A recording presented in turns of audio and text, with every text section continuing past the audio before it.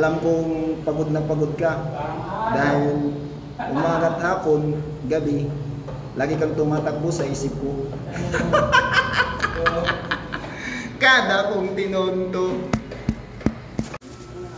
Masasabi kong nasa akin nga ang puso ko. Pero alam mo ba, ikaw naman ang nagmamay-ari nito. Kada kong tinonto. Wala ka mang pera sa ngayon, pero pagharap mo sa salamin na malusog at malakas ka, it's a blessing. Kaya lagi magpasalamat. God bless. Binigay ko sa iyo ang puso ko. Pero anong ginawa mo? Ginulay mo. Kada kong tinonto. Alam mo ba na ang pinakamasayang parte ng buhay natin ay yung nagmahal tayo at minahal din tayo. Pero ang pinakamasakit na parte ay yung nagmahal na lahat ng bilihin pero wala pa rin nagmamahal sa'yo. Ganda kong tinonto.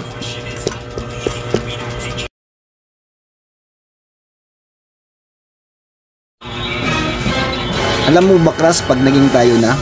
Ano? Para ka ng sinaing. Pag iniwan kita, papagalitan ako ng nanay ko. Kada kong tinonto.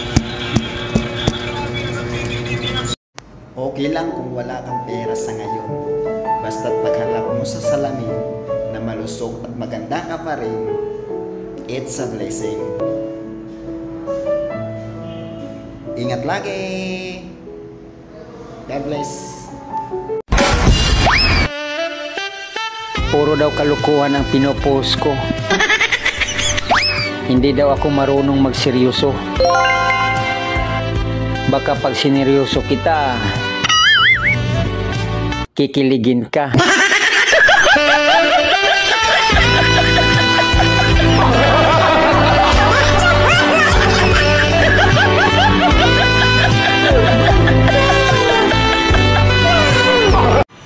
Sabi nga nila, huwag ko daw silang gayahin ng maaga ng asawa. I-enjoy ko daw muna yung pagiging binata ko. Siguro kung hindi pwede maaga, paghapon na pwede na. Kada kong tinonto.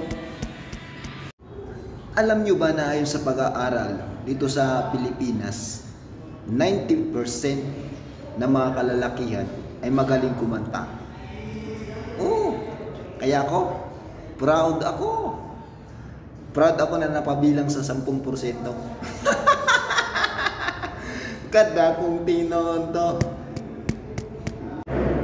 Oh, totoo naman talaga lahat ng tao nagbabago. Ang brief mo na lang nasuot ang hindi bago. Kada kong tinonto. Istorya, hey! Nag-chat ako kay Crush, sabi ko, "Hi Crush, kumusta ka na?" Ayun, sa sobrang kilig, blinak niya ako. Kada kong tinonto. Grabe talaga, sobrang yabang ng kapitbahay namin. Ang dami daw nilang pira, dami nilang ari-arian. May mga gagandang sasakyan pa daw sila. Grabe, sobrang yabang talaga. Samantalang ako, maraming utang at bayaran, tahimik lang eh. Kada kong tinonto.